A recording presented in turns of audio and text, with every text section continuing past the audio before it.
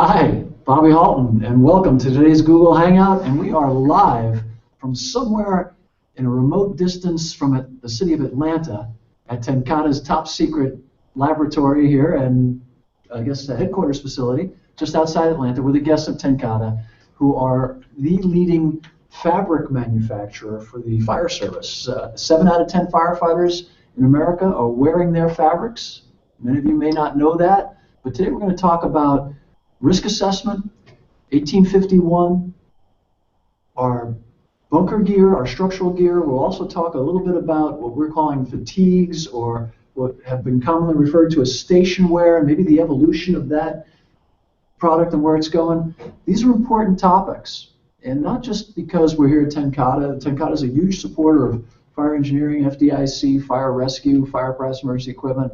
They're a huge supporter of the fire service, and they're not there because it's a place to make money. They're there because it's a place to do the right thing and to provide fabric that saves lives, that allows us to complete our mission in ways that are effective and efficient, and most importantly, allow us to come home at the end of the day and give us that level of protection that we need in the situations that we handle on a day-to-day basis. I'm joined by a couple of great friends of mine and some new friends, and we're going to go around the table and introduce ourselves in a second. But I want you to pay close attention to this particular hangout, because we're going to be talking about things that are on the cutting edge of where the fire service is today. We're going to be talking about our core temperatures and what that means to firefighters in terms of our cardiovascular risk, which is still our #1 killer, although cancer is close behind. And we're going to talk a little bit about carcinogens and how we can do a better job of managing that threat. And of course, we're going to talk about thermal and the threat that we tend to put first, but maybe the thing that's apt to kill us last. So we've got a scientist with us. We've got a former firefighter who's now out educating the fire service about 1851 risk assessment, and the foremost leading voice on that. Got my 2 cohorts in the publishing world. So we'll start with Chris. Why don't you say hello to everybody? And how you doing? It's Chris McCool. I'm the editor of Fire Apparatus and Emergency Equipment magazine. Been in the fire service for 23 years, and I'm currently serving as assistant chief of Weldon Fire Company in Glenside, Pennsylvania. Thank you. And next to me is the smartest guy in the room. We always have to have a propeller head with us. So today we're really lucky because we got Mike Stanhope, and Mike he probably won't brag on himself, but he's been intimately involved with the fire service for 31 years. So give us a little of your background, Mike, and he's worked with a lot of the characters that I've worked with. We had a great time last night reminiscing about some of the characters. I mean, the larger-than-life characters that we've had the great pleasure hanging out with and knowing. So, Mike, quick bio. Yeah, good morning. My name is Mike Stanhope. I'm a mechanical engineer, so not quite a scientist, but an engineer. So we do a lot of development here, and our passion is developing materials that will keep firefighters safe. That's our #1 goal. And I've been working with the fire service, as Bobby said, 31 years. Started out with a large fibers manufacturer, moved into the PBI area of that large fibers manufacturer, and in fact was the group leader of PBI development back in 1990 when I got an offer I couldn't refuse and came to work here it was Southern Mills at that time, and of course now it's TenCate since 2004. So that's my background. We have over 30 people working in research and development and quality here, and I have the great pleasure of working with all those folks. You know, Mike mentioned, before I get the rest of our guests, Mike mentioned TenCate took over Southern Mills 20 years ago? About 15 years. 15 years ago? TenCate's been around for 350 years, am I correct on that? 311 years. 311 years. Well, firefighters, we round up. They've been around since Jesus was a pipeman. No, just kidding. 350 years. You know, it's so cool. When we were here, we found out they used to make sails for the Dutch Navy, which is absolutely amazing. So these people have been in the fabrics industry for 350 years, and so we're not talking about newcomers, and they really care, which was neat. I mean, we've been kicking around with them for the last 2 days, and you know, their passion for what we do really shows. So here's another one of our firefighting family. So Bart McCool, before I let him talk about his fire service stuff, I'll brag for a minute because the fire service will want to know this. His daughter's a midshipman at Annapolis at the yard. So we're very proud for her and thank her for her service. And it's, when you look at firefighters, the apple generally doesn't fall far from the tree. And God bless her. And it's Shelby, right? Yeah. So calm winds and fair seas, Shelby. So I'm Bart McCool. I'm end-use marketing manager for TenCate Protective Fabrics, which means what I do is I'm the link between the engineers, the research and development, and the marketing, and the sales, and ultimately we spend a lot of time in the fire stations with firefighters trying to help them make the best choice possible for their protective clothing. I spent 17 years at the city of Springfield in Oregon as a firefighter paramedic, and retired as a captain there. And when I promoted, I was put in charge of protective clothing. So it was my passion in the fire service. Protective clothing has always been my passion in the fire service. A little strange. No, that's good stuff. I mean, trust me. God bless you. We're lucky to have you. Big guy. Hi, everybody. Thanks for joining us today. We've been enjoying some tremendous southern hospitality here at TenCate. The last 2 days, it's just been an amazing trip, amazing visit for us, learning a tremendous amount about PPE fabrics. And like Bart mentioned, I too was thrown in the mix of speccing and running a turnout gear repair and replacement program. And to learn all this stuff in a short order is very difficult. And I think we're going to be able to do it in the next hour or so here by getting everything out that you really need to know before you spec your next set of gear. So very excited for today's hangout. I think we're going to learn a lot of great stuff. And again, I'm really appreciative of the folks here at TenCate for having us. So listen, you can get a hold of us at #FETalk. That's #FETalk. We're live from TenCate, the leading manufacturer of fire protective fabric. And it goes into all the manufacturer's gear. I mean, when you're speccing gear, and Bart and Michael get more into that, you got to know more gouge about the tools. I mean, every single one of us knows everything there is to know about our spreaders, about our rabbit tools, about our hydraulics. You know them inside and out. You know your saws. You know everything. What do you know about your protective gear? What do you know about that element that's going to bring you home?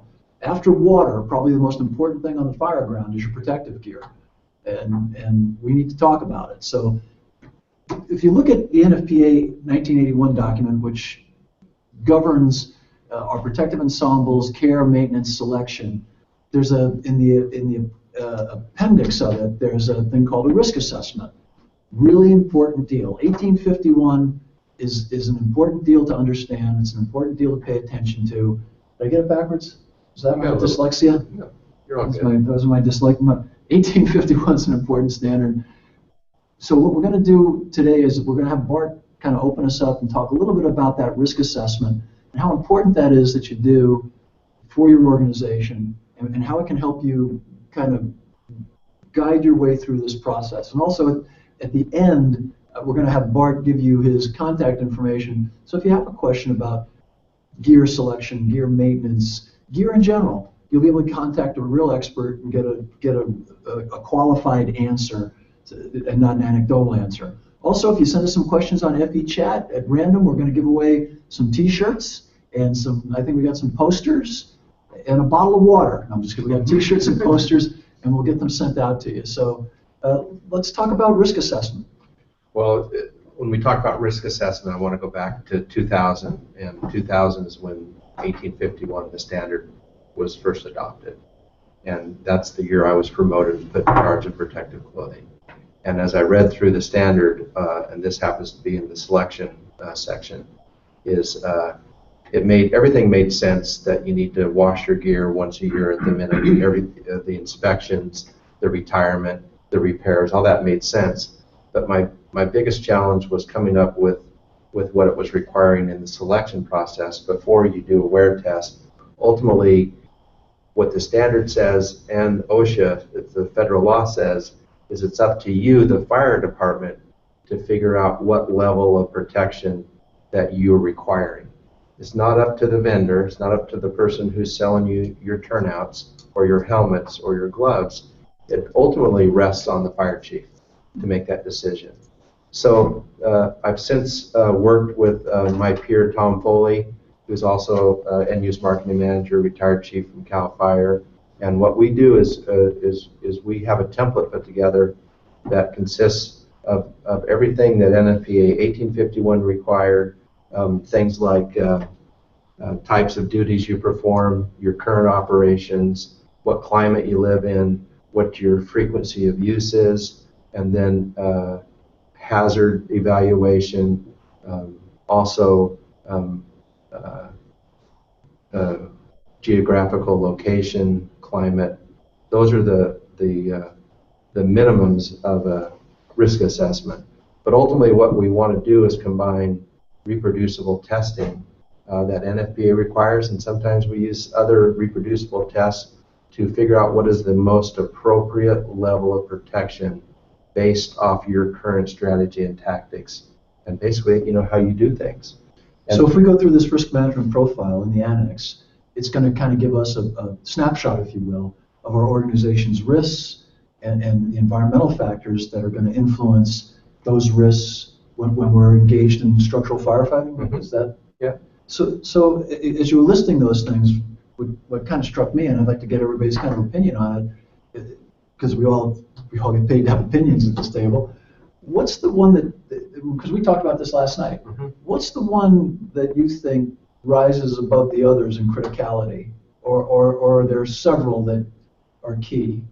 I think there's several. Probably the most common is how well does your outer shell wear? Because like it or not, there's the reason why a fire department is having to replace turnouts, or the cost of repairs. We talked about the cost of repairs is typically the main cost is simple abrasion, wear and tear, holes in the outer shell. And so there's multiple reproducible tests that we can use to try to help guide the fire department in which outer shells are more abrasive resistance or that will last longer than others. Another topic that is more risk oriented is what we refer to as a reasonable maximum exposure. So what I try to bring to light to the fire department is, what are your operational strategy and tactics? What is your training level?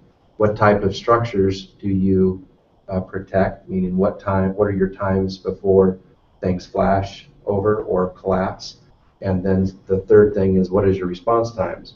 When are you getting to that fire, and what is the typical stage? Is it in the incipient stage, or where is the fires most commonly at?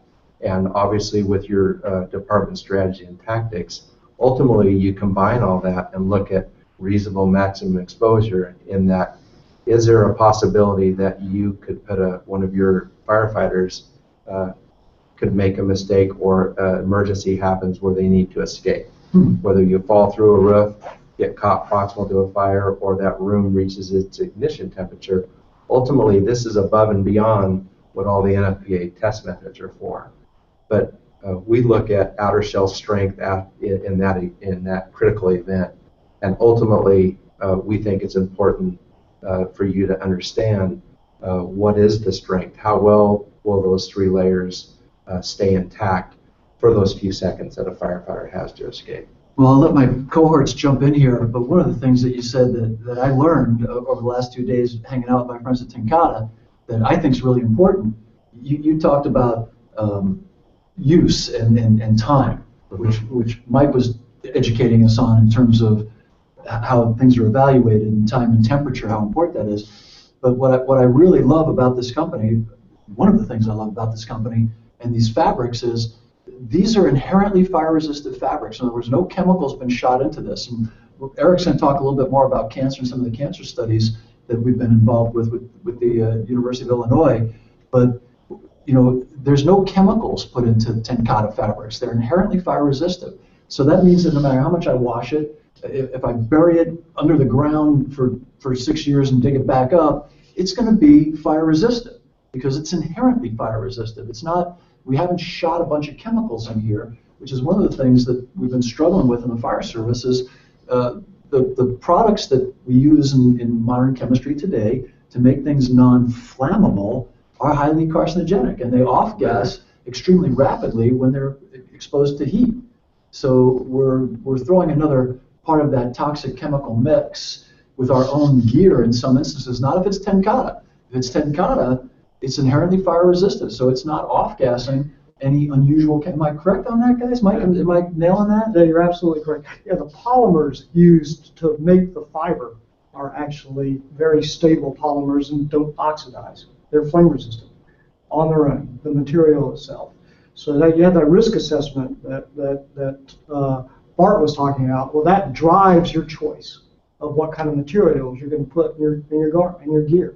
So depending on how that risk assessment turns out, there's this relatively large selection of materials that you can pick from. They have different levels of protection over and above what NFPA 1971 requires. What did you say yesterday? How many variables are there? So there's approximately 16, 18, maybe even 20 now outer shells on the market.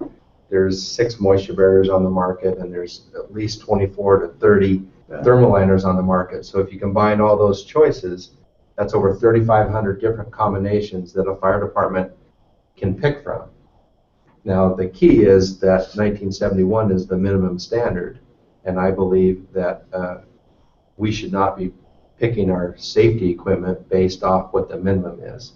And that's where the whole risk assessment ultimately helps you quantify why you deserve more than the minimum standard. If you do a good risk assessment, it becomes more clear what items ought to go into that 3-layer layup: outer shell, moisture barrier, and thermal liner. You start to be able to figure out where to go with those choices. So when I picked my turnouts at the fire department, I had no idea there's 3,500 choices. I had all the vendors. I've done it twice. When you said it the other day, my head, I did the remember the Exorcist. My head went. I think I looked at. I honestly, God, I think I looked at like 10, maybe 10. Well, a vendor would come in and say, "Here's the set of turnouts you should buy," and I would say how much, and they would tell me, and each one of those would do that. But I never realized why are they picking that 3-layer system of the 3,500. Right. Is it in their best interest or your best interest? Is it a profit margin or a safety thing? Right? So, Yeah, so ultimately, the message is it's the federal law, not only our professional standard, the one and only professional standard we have in NFPA 1851 and 1500, but it's a federal law that the employer, the fire chief, has a document explaining why they've chosen what layers they've chosen. And that's in the Federal Code of Regulations. And that is in the Federal Code of Regulations 1910-132. 132, yeah. Yeah. And ultimately it says it's up to the employer to decide what level of safety their employees are protected against. And so Interesting, yeah. ultimately what I believe is the fire department should have this document that explains what outer shell, what thermal liner, what moisture barrier they've chosen, what helmet they've chosen, whether that helmet has to have an impact cap or no impact cap, whether the glove has a PTFE barrier or a plastic barrier, if the boot has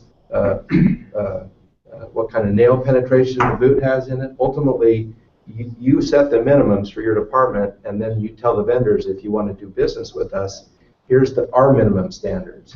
Wow. And then they have to provide their best model of turnout for a wear test based off what you've already chosen as the minimum. So I'm the fire chief. I'm a newly appointed fire chief, and I know I'm on the hook under 1910-132 to develop a risk assessment and I guess a standard for my own organization. Where would I start as a fire chief? I mean, do I start with a vendor? Do I start with a textile manufacturer? Do I start with what our neighbors are wearing? I mean, what's a good starting point for deciding that standard for my employees? The first part is to have somebody come in and help you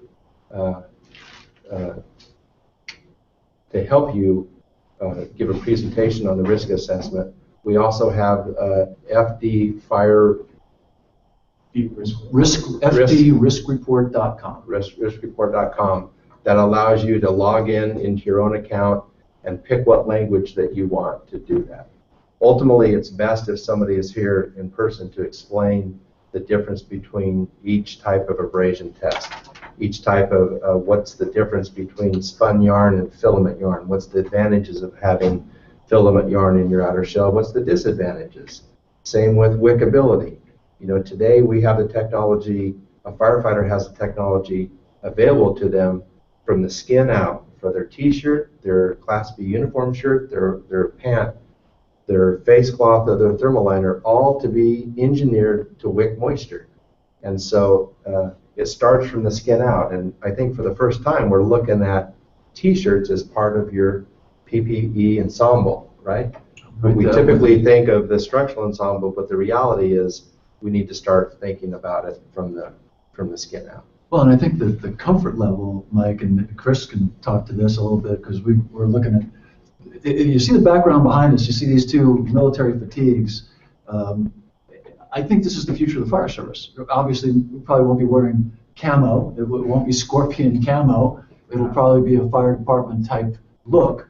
But when you're doing your fdriskreport.com, that's fdriskreport.com, jot that down. Think about the fact that Michael said earlier, abrasion is one of the leading reasons that $2,000, $1,500 gear is being damaged. Doing what? Probably not structural firefighting. Probably at an automobile accident, right, Chris? I mean, in your organization, probably one of those leading causes. Why aren't we wearing fatigues like the military? We won't look like a cop. We look like firefighters. They're functional for swift water, high tangle rescue, and all the other good stuff we do. EMS, easily, Velcro, easily doffable. Take your name tags off and your badges off, and throw them in the washer. Take out an extra large, put your names back on, and you're back in business. So we need to talk about that down the line. But that fdriskreport.com, we can't underestimate that. And the folks at TenCate want you to know that they don't care where you go to buy the stuff. They want you to understand why you're buying what you're buying. And that's really, really important. Want to jump in, Chris? Yeah, you had some comments. I think the big key here is that, and this kind of goes back to a story you were telling yesterday about the presentation you were giving in Montana, that PPE is not something you can certainly look at what other departments are wearing, but you can't just duplicate it. It's not something you can just say, well, they've already done the work, so we're just gonna run with what they did. Jump on that bit. When the purpose of that risk assessment is truly to figure out exactly what your risks are and where you are going to use that gear the most often. It's not something you can do to just look at somebody else and see what they're doing. But when you're talking about the comfort, before we even get into any kind of comfort, not talking about the fatigue, I'm talking about the turnout. Sure. We have to figure out that level of protection that is most appropriate for your department and the calls that you respond to most often. Chris, what do you think in your department the percentages of when your SOP calls, and you too, when your SOP calls that you are in structural protective clothing for, say, an MBA? Obviously, you probably have that. Mm-hmm. So when you look at all those non-thermal exposures that you're, right? So, I mean, roughly, what do you think the actual fire versus non-thermal responses are? Definitely 80 to 1? Oh, yeah. Sure. Typically, it's about 93%. Yeah. Of your overall call volume is non-fires. Yeah, non-fire. But you're wearing that, and that's where you're wearing it out. That's where you're wearing the $2,000 suit for stuff that maybe for other things. Oh, we learned so much in the last 2 days. We saw the weaves, we saw the whole process from where it's just fiber, it's just chemicals and basically I don't know what the form you call it, but solid form. It turned into fabric, which is amazing. I mean, it's absolutely the industry. The complexity of it was mind-boggling, and the advances that they've made are here at TenCate are phenomenal. And the quality control behind it was amazing. Yeah. It was just amazing, and the complexity of it was amazing. So, which leads me to, and I'll throw myself under the bus because I'm clearly the dumbest guy up here. So I'll just say it. There's so much I didn't understand. that I learned over the last 2 days, and I'd love Mike to talk a little bit about it. How are you storing your gear? Well, I'll tell you right now, at my volunteer fire company where I'm the assistant chief of training, we hang our gear in our lockers in Oklahoma, out in the bay, under normal light, but the sunlight comes in and I thought that was okie dokie. Yeah, one of the things about these polymers, they're very stable, very flame resistant from that standpoint, but the same kind of structure that keeps them from oxidizing or combusting, makes them vulnerable to sunlight, to UV exposure to be specific. So it's probably the biggest driver in degradation of turnout coat outer shells, that and actual use. So and the two together are really lethal. They really will cause turnout coat outer shell materials and the inner liners as well, by the way, to go away. So the key here, by the way, one other point, that even if your turnout coat shell loses strength over time, it's still flame resistant. As Bobby was saying earlier, it doesn't degrade the amount of protection you're going to have from thermal activities. So, but it does, of course, impact the wearability of the garment. So keep the stuff out of light, whether that's indirect sunlight and, of course, direct sunlight, but even lights from fluorescent. Much lower scale, slower degradation from this kind of light, but still it happens. So keep your gear covered. Just put a curtain over it. It's relatively simple, and that will extend the life of your turnout coats. I had absolutely no idea. I mean, as long as we were indoors, sunlight was all I knew, and I mean. And by the way, I mean, there are people who have written master's theses and PhD theses on what it is that they think causes it's called actinic degradation. Oh, I read that. Of these kinds of materials. I'm not sure it's really understood yet why it happens, but we sure know that it does. And the other thing, it almost seems as if the materials that have the best thermal stability almost are the ones that can degrade really quickly. The Kevlars and the PBIs and the PBOs, all three of those materials, and Nomex, all four of those materials will degrade in light. So keep them covered. A $50 gear bag will save that $2,000 set of protective clothing. We were chatting, and we had a salesman with us. He's very famous. His name's Tim Tolton. Internationally known for his ability at creating incredible sales campaigns. You've probably heard of him. He's an amazing man. Amazing man. Amazing. But anyway, he said, why don't we sell our gear in garment bags? And I was like, shut up. But it's always, when you have an outsider, not really, he's kind of an insider, but I mean, there was just a common sense solution, and so if it's Globe, if you're watching, or Lion, or Honeywell, or Rian, or any other great bunker gear manufacturers that are out there, sell the gear in a garment bag. What a great idea! Like you said, well, why expect the end user to buy a gear bag? Why not sell them in bags? And it reduces, exposure that we'll talk about in a little bit here in terms of, the off-gassing in the firehouse. It's easier to clean a bag than the walls of a firehouse or anything like that if you see continued exposure.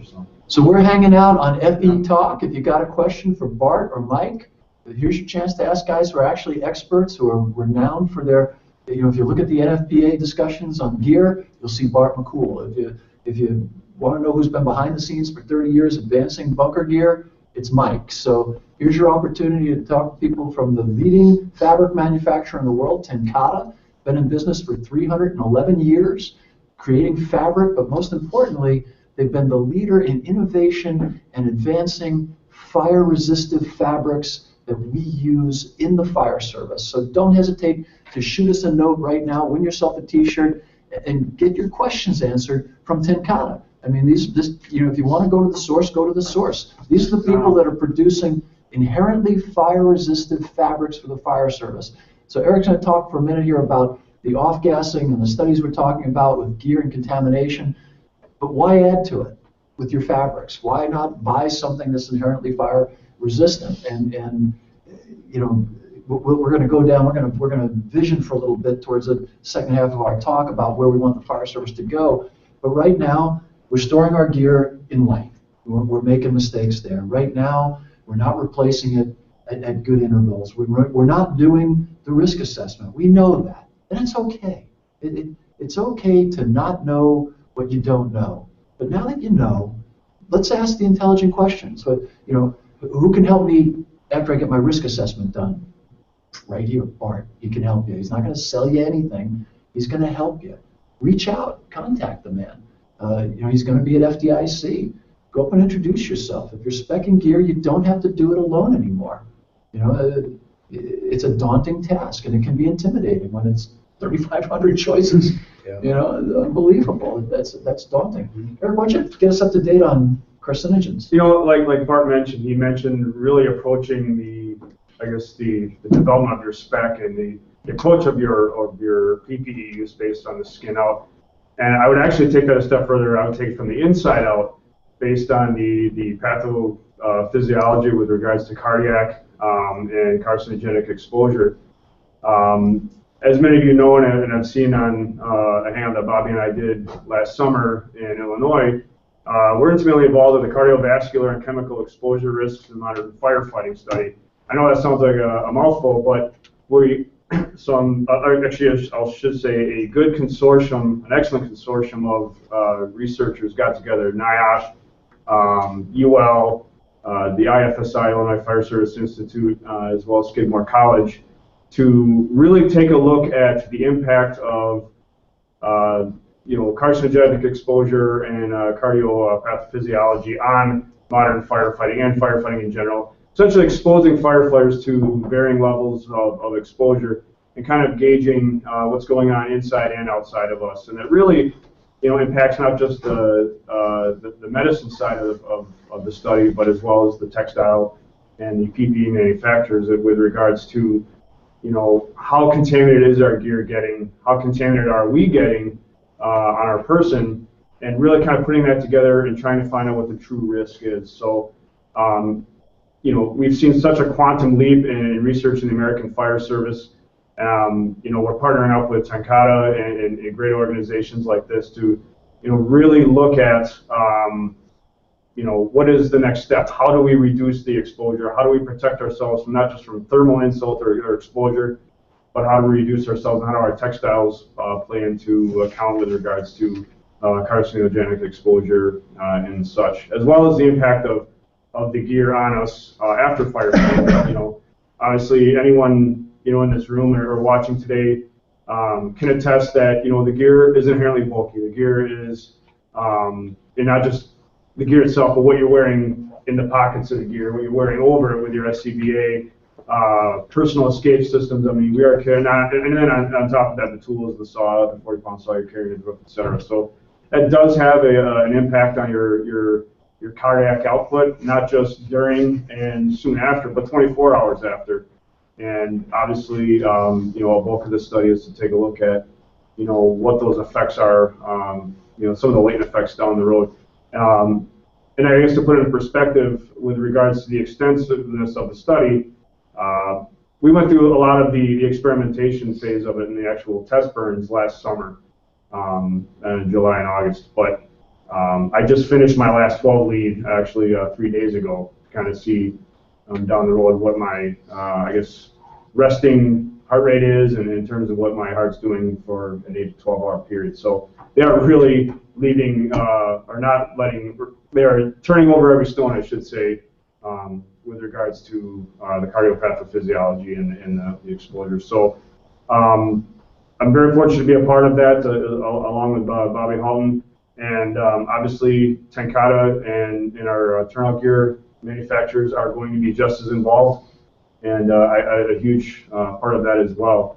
Particularly when we look at, the permeability of gear, the textiles themselves, and I think when we start looking at which ones better protect us better based on our risk assessment, not just again based on thermal insult, the types of fire buildings we're crawling into, maybe some of our IDLH environments that we're responding to, but also just all things, all types of emergencies we're going to, and then getting to the point where we decide when are we actually supposed to be wearing our PPE, when should we be looking at wearing our fatigues, et cetera, based on our decontamination capabilities and opportunities. So, Mike, I'll let you jump in on some of what, comment on sorry. We spoke about this a little bit yesterday about where are we getting contaminated, and I know.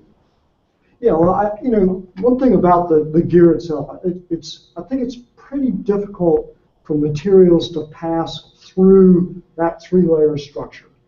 There's a thing called a moisture barrier in one of those layers, and that moisture barrier is designed to keep this kind of stuff out. But there are materials that do get inside, mainly through interfaces, especially around the neck, around the cuffs, where the coat and the pant come together. In here, in the cuffs between the gloves and the cuff of the coat, and those areas of skin happen to be places where materials tend to pass through the skin. So it's kind of a double whammy there. You have a situation where these interfaces are in very vulnerable spots. So there's a gear design aspect to this thing, but there's also a materials aspect, and that comes in when you start considering whether the materials are sticking to the fabric itself, whether they stay on the fabric, and your exposure to those materials. So the first rule is limit your exposure to that stuff. And the best way to limit your exposure to that stuff is when it does get on your gear, launder the gear, get it back off. So that's the key point, and do that as soon as you can. We add properties to the outer shells first off to try to keep the stuff from getting on, and those properties also are there to allow it to be removed easier. But if you don't launder your gear, that can never happen. So get the stuff cleaned up as soon as you can. I know you had a couple of thoughts on it, Bart. Go ahead. Well, launch. Yeah. The NFPA 1851 standard says that you need to clean your gear when it's soiled. Right. So the first question is, there's no definition for soil. What does that mean? And it means something to everybody. Mm-hmm. That's a very good question. So do you clean your gear after you've entered an IDLH atmosphere? Or how do you define that at a department level in the SOP? That's your first task. The second task is you may define it as you go to a fire, you enter an IDLH atmosphere, and now what do? Because ultimately NFPA says you have to wash it after it's soiled or once a year, whichever comes first, but you only have one set of gear.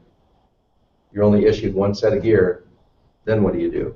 Would you agree that a soiled set with the byproducts of fire on the outer shell changes the thermal protection?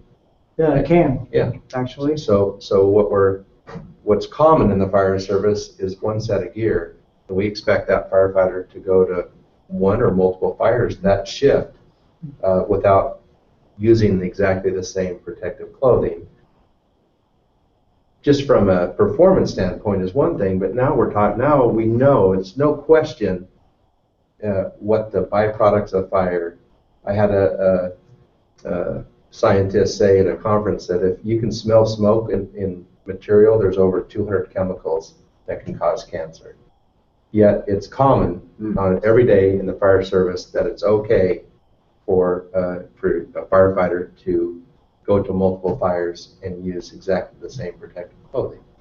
So what's the answer? The answer is not instant money, buy 2 sets of gear, right?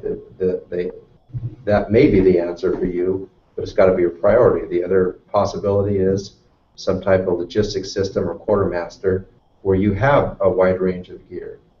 But then we get into what we spoke about last night, and that is, for some reason, well, I know why, because we're proud and we know what we like. We've personalized our protective clothing. When you go to work do you say, oh, that's the wrong hose, I want my own hose on your crosslay?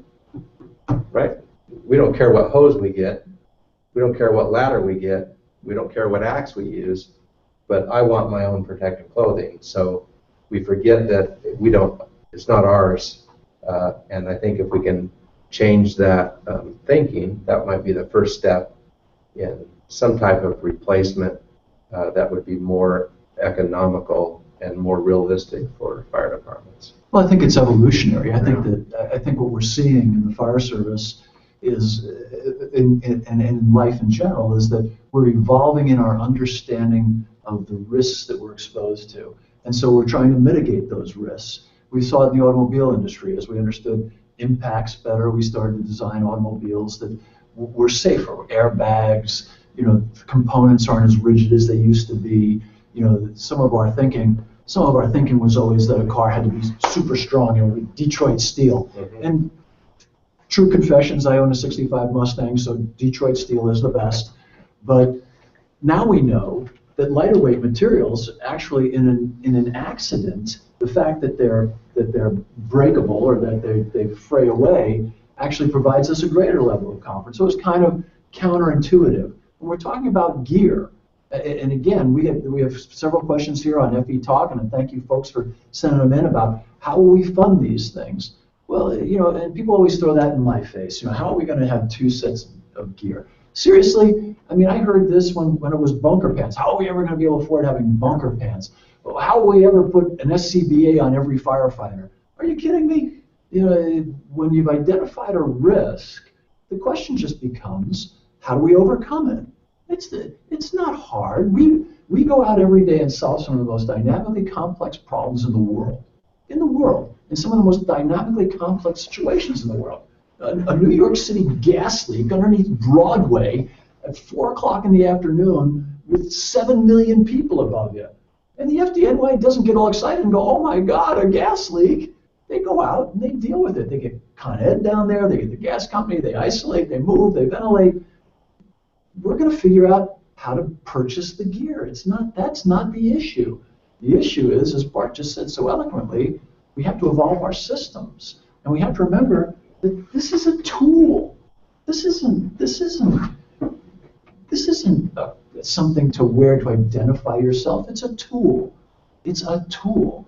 I love my tools, but and they're in my Craftsman box, but they're just like everybody else's Craftsman box. And if someone snuck into my house and replaced my tools with another set of tools, I wouldn't be upset as long as they were the same tools, the same wrenches, the same screwdrivers. It's not going to.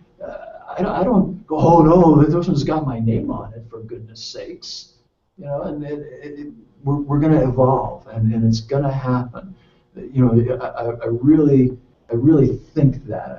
I have to believe that. And I always hear people say the most ignorant things. They say 150 years unimpeded by progress. Really? When I started, there was no hazmat. There was no high-angle rescue. There was no, we weren't all wearing airbags. There were no paramedics, right?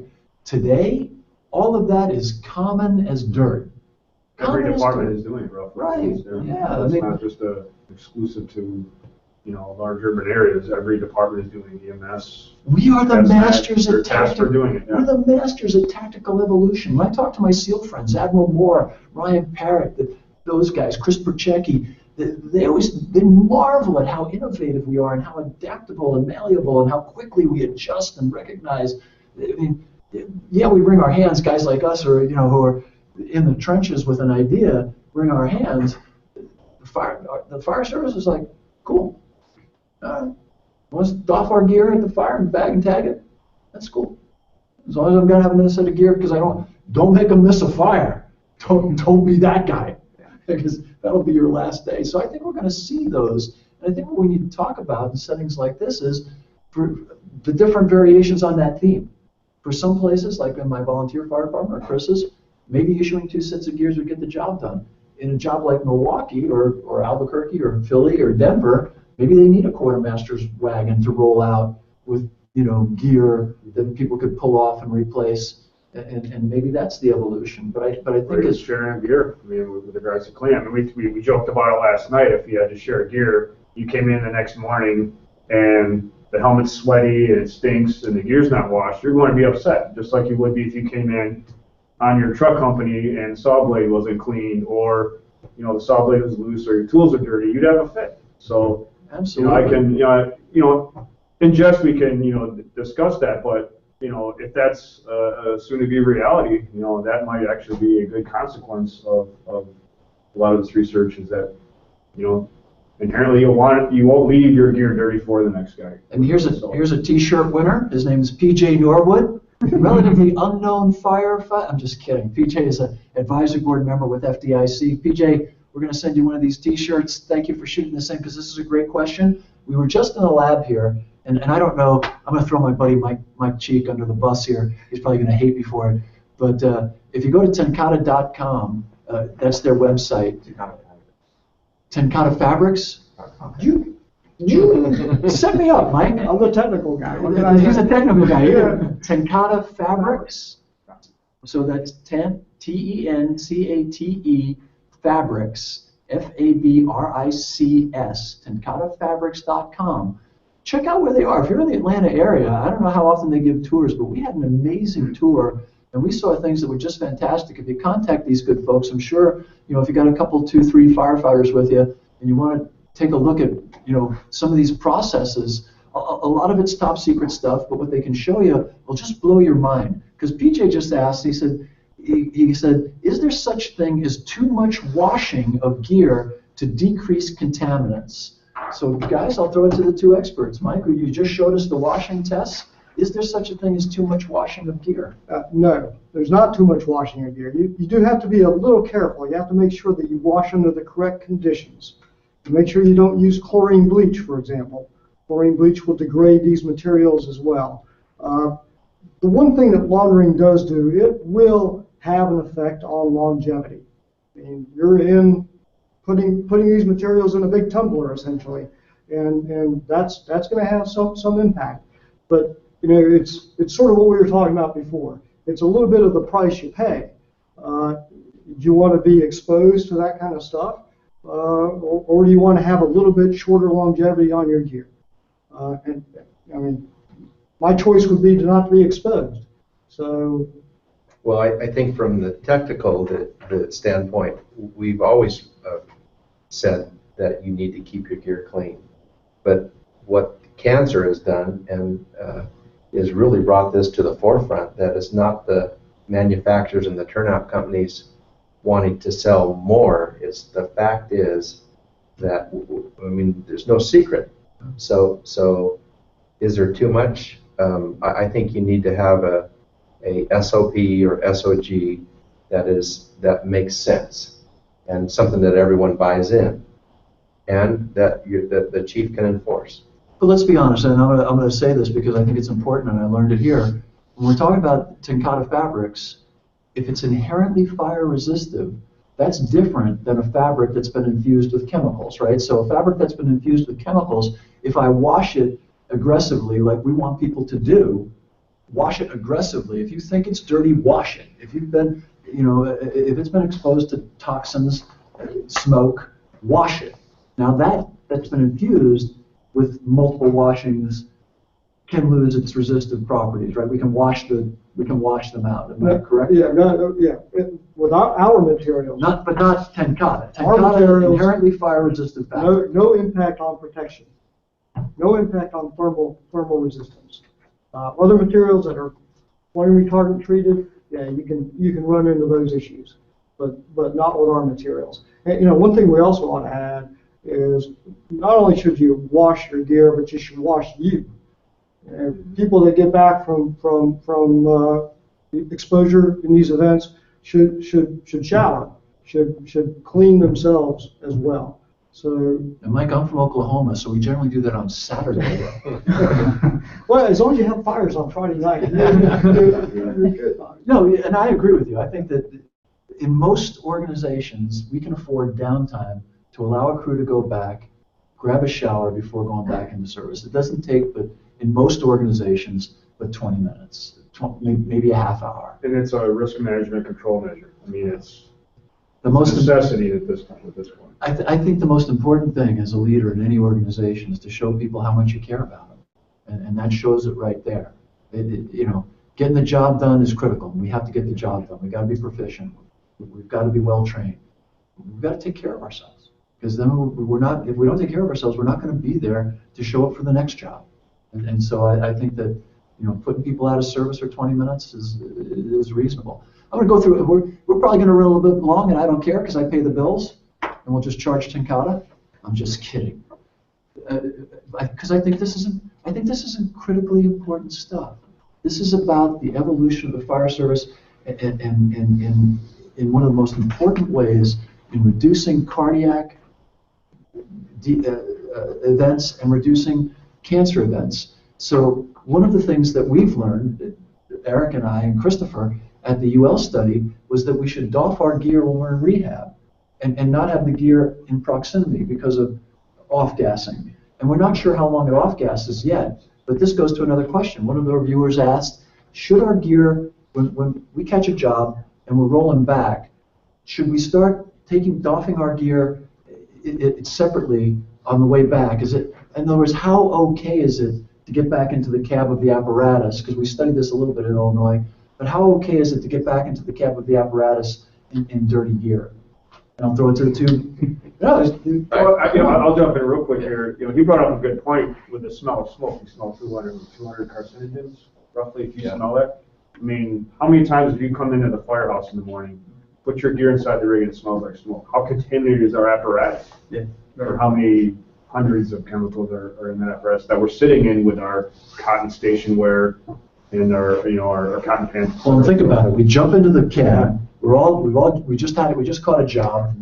We're all interior. We're still in our gear. We jump in the cab and we either turn on the heater with recirculating fan or we turn on the air conditioner with recirculating fan. So now, in our brilliance, we've not managed to just contaminate the cab. We've got the air handling system contaminated. So the next crew can benefit from the toils of our spoils, which is fascinating. Not only are we talking about that, though, but there's an awful lot that happens before we even get the call, or just right after we get the call. You said it, and it's the same for my fire company as well. We store our gear out in the bays, and every time you start the trucks, there is diesel exhaust exposure to all that gear. Benzene exposure is one of the biggest. And that's something we need to figure out as well. Whenever we're talking about our turnout gear and carcinogens, if you don't have an exhaust system or if you don't have a separate room where the gear is stored, what are the exposures at that point? And that happens just as before you've even gone into an IDLH environment. You've kind of created one as you're standing there donning your gear. Why can't we just extend the tailpipe right to our bunk room? Isn't that how people kill themselves? It's pretty interesting. And some of the stuff we're talking about, like hydrogen cyanide gas, they used to use it in the death chambers to kill people. But they determined that death from cyanide gas was too inhumane because of the way it kills you.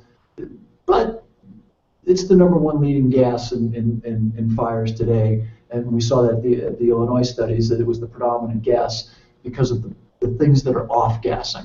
And Dr. Wallace taught us that back in 1990. So we're right on the cutting edge there in terms of paying attention. We have one interesting deal, and I want to brag a little bit because I can, and it's our show. So I want to show you something. The ad. The poster. The good folks at TenCate won an award yesterday from advertising for this ad campaign, and it's pretty neat. And now I'm an old man, so I'm not a big fan of the show, but I'm old. But everybody else up here on the panel, this is The Walking Dead, and The Walking Dead films right here, and TenCate supplies them with a parking lot and supports them. And this is from one of the Walking Dead characters attacking a firefighter, and it's a zombie. It's a zombie. It's just a zombie. I can't say Walking Dead. Okay, I can't say that. It's just a zombie. Send your letter, send your complaints to Bobby Halton. I didn't know any better. So it's just a zombie. But it's a pretty neat poster, and it won an award. So to our good friends from TenCate. That's really cool stuff. And if anybody can tell me what the symbol on this firefighter's helmet or what this symbol up here on the TenCate logo represents, if you can shoot it to me at FE Talk, we will do two things for you. We'll send you a T-shirt, and at FDIC, I'll buy you a cup of coffee. So, and we'll sit down and visit. So if you want to if you're coming to FDIC and you want a T-shirt, an award-winning poster, and what I like about that poster, it kind of shows you the out-of-box thinking that's happening here, and the fact that TenCate gets it. I mean, they've got guys like Michael and Bart working here, and Tom, who we met earlier, who are guys from the job. The cats behind the scenes that we've been hanging out with just couldn't have been nicer, couldn't have been more down to earth, and they really care about you. And so if you've got questions and you want to, learn more about how these systems come together, because it's a bit daunting. I mean, there's 3 layers to our systems, and it seems real simple, but it's really not. It's a little more nuanced than that. So we're going to go around the table with some closing thoughts about, I want to talk about my visit here, so I'm going to brag more about the great folks at TenCate, but some closing thoughts about where we are now, what the future might look like, and how people can get a hold of you if you don't mind them getting a hold of you. So I'll start off with Christopher. Well, I think one of the, wow, I mean, it's tough to reel it all in from everything we've seen. I can't say enough about learning about the entire process. The one thing we learned through our tour at TenCate yesterday and today is just that, start to finish, what all goes into building the fabric that goes into our gear. I think anyone who has an opportunity to do that, absolutely take advantage of it. The other thing that we've talked about a lot, and we didn't get into it too much here today, we touched on it a couple times, was just about some of the when we talked about wearing our full turnouts for motor vehicle accidents, for example. And I think, moving forward, I think we're going to see, we just talked about having 2 sets of gear. And when we were talking about that, we were talking about turnout gear more than anything else. But I think at some point we're going to have to switch to a gear that is more appropriate for those vehicle accident scenes that don't have all those other layers of protection. So I mean, forward thinking, I think I mean, we already see some of those products now, but I definitely think that's going to become more pervasive throughout the fire service. Great. You want to jump in, boss? Yeah, I'll tell you what, it's been a great couple of days here, like I said in the beginning. Just amazing, seeing them pulling out the raw materials out of a bag and then it becoming what you see behind you is just an incredible process to see. Like I said, the quality controls along the way. I mean, it is an exact science, it is an exact process, it is exact manufacturing, and I'll never look at my gear the same way again. I don't mean to sound, cliche or anything like that, but it's just, I have more of an appreciation for my gear, even more than I had even running a gear repair and replacement facility, based on seeing what goes behind it, why another shell might cost more than another, why this one has different abrasion properties over this. I mean, some of the wonky stuff is just fascinating to me. I really can get enthralled with the science behind protective equipment. And the folks at TenCate showed us a great time. Showed us absolutely everything, all the behind-the-scenes stuff. I mean, nothing to say. We saw absolutely everything that goes into making a set of turnout gear. It's just an amazing thing to see it. And and like we discussed earlier, wrapping that up, take care of yourselves, folks. It's not just the treadmill, lifting weights, and eating a paleo diet or anything like that. I mean, you could be that healthy and you're killing yourself by not taking a shower after a fire, not washing your gear. It's akin to being the healthiest guy to get hit by a bus in your firehouse. I mean, you just don't want to be that person that doesn't take care of themselves. The gear will always take care of you. I guess if there's one takeaway with regards to material science with PBI, the gear will protect you. Okay, it'll do everything it's supposed to, everything it's designed to do every time if you take care of it. If you wash it, you launder it. You listen to what Mike was mentioning, and just take care of yourselves, folks. I mean, your families are depending on you, your community is depending on you, we're depending on you. So I think that's definitely a good takeaway with all the stuff that's coming down. That's what it comes down to in a sense. So again, thanks to the folks at TenCate for allowing me to come down.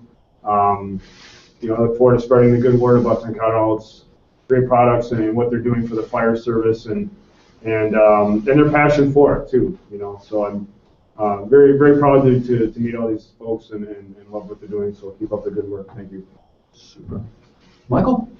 Yeah, first, I would like to mention a guy named Robert Tutterow, who is Sure. really the father and the guy with the vision to push to have 1851 turned into standard form. Robert's from Charlotte, North Carolina, an old friend of all of ours.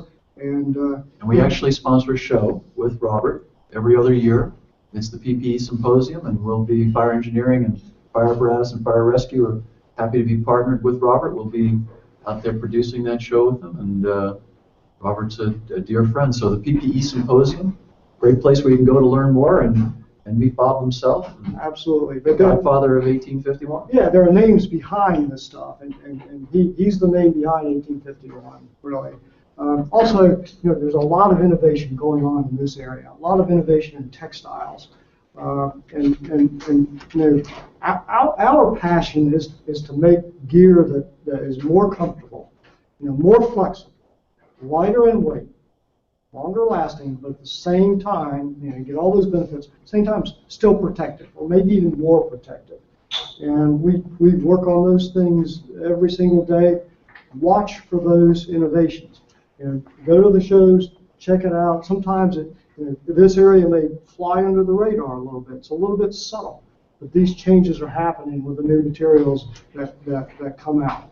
So it's ongoing. Big guy.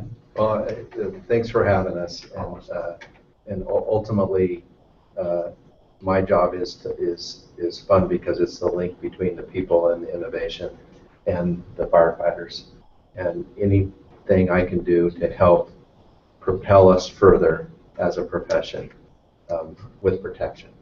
I don't have all the answers about the costs involved, but I have ideas about, is a quartermaster system better than a two sets system? I mean, I have ideas, but I think with those ideas, we can come up with solutions. As you said, we've always come up with solutions to bigger problems than this.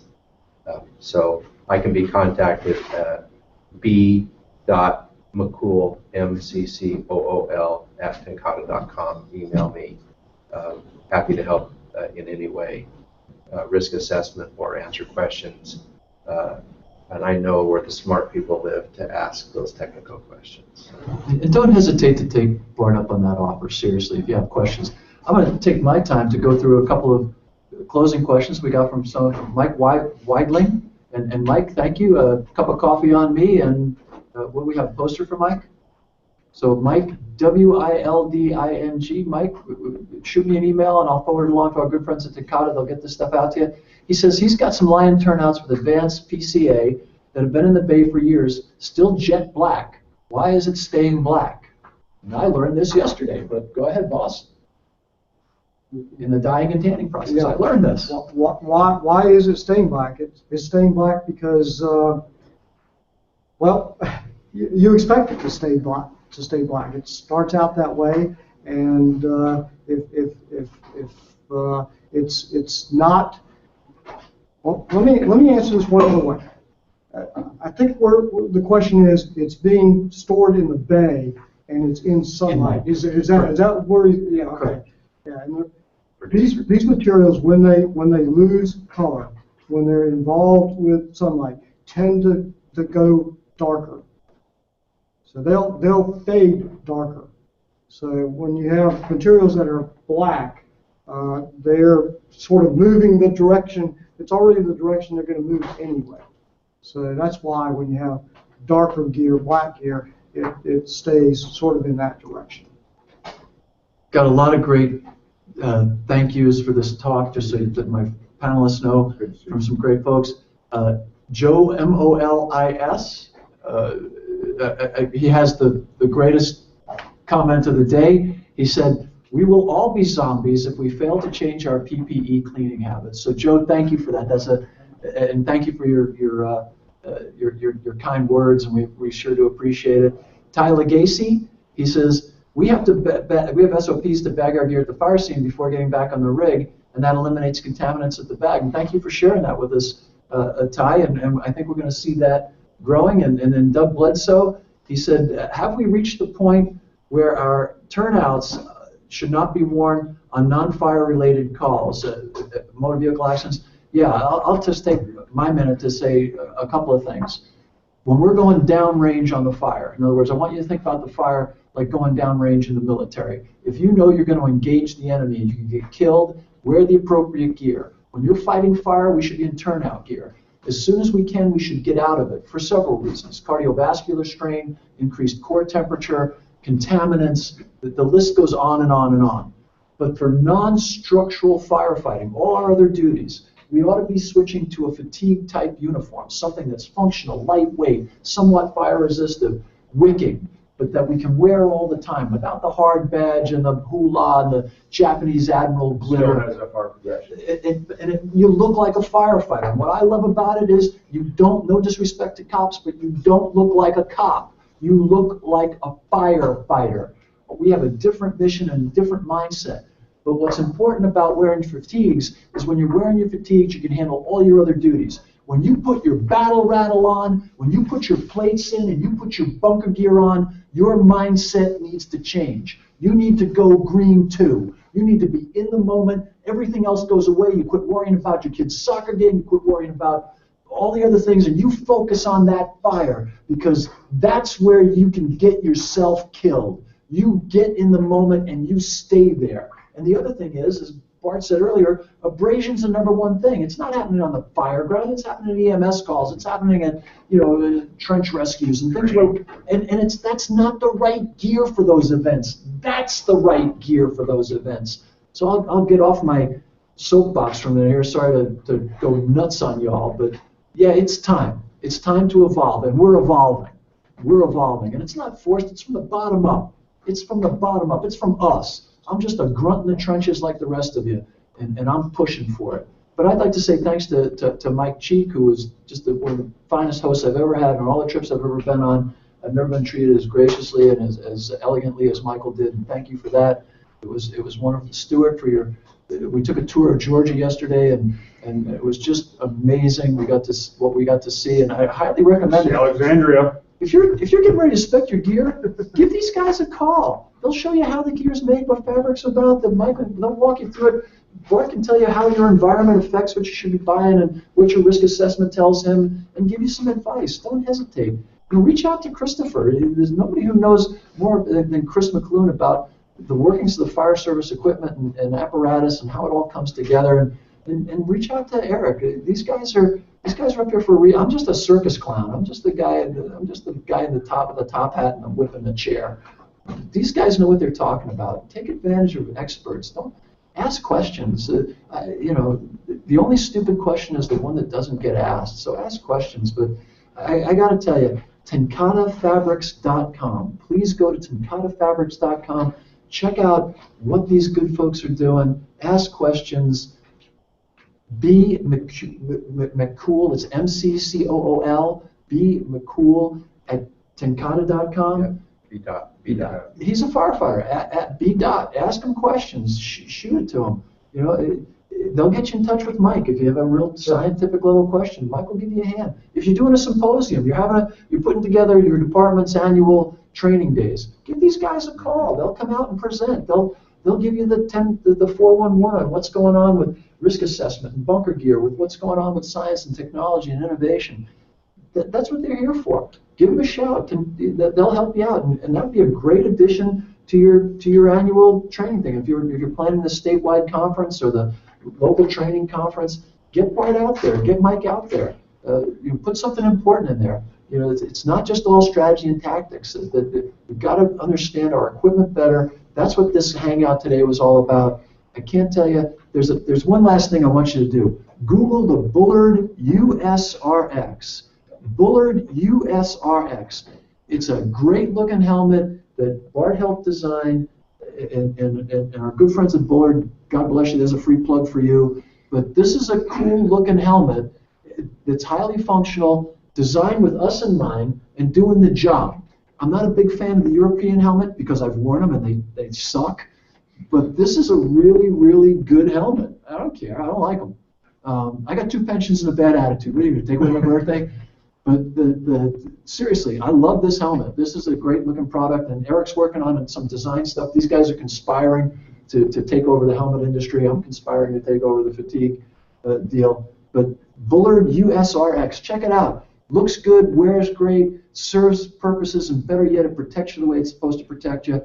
My name is Bobby Halton. It's been an absolute pleasure. I'd like to thank Chris McClune, Mike Stanhope, Bart McCool, Eric Roden for being with me today. I'd like to thank our great friends at TenCate. That's TenCateFabrics.com. Folks that are making a difference in our lives, protecting you better. God bless you. Thank you for joining with us today, and we'll see you at FDIC.